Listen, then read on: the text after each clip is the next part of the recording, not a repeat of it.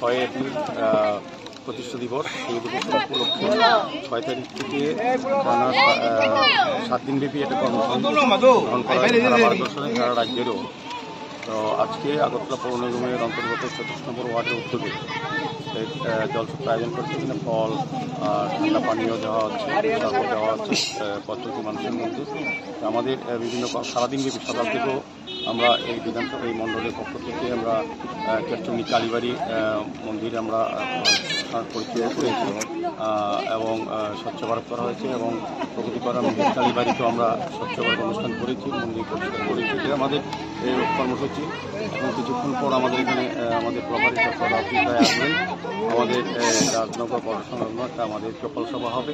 সারাদিনব্যাপী বিভিন্ন কর্মসূচির মাধ্যমে অনুষ্ঠান করা হচ্ছে। তারই অঙ্গ হিসেবে আজকে এখানে জলছত্র করা হয়েছে, আয়োজন করা হয়েছে। আমাদের সঙ্গে আছেন MIC সদস্য তুষারকান্ত ভট্টাচার্য, আমাদের এই ওয়ার্ডের যিনি কর্পোরেটর নিতু গুহ মহোদয়া, আমাদের কর্পোরেটর ডক্টর মনীষ রায় সহ আরও কার্যকর্তা এখানে আছেন।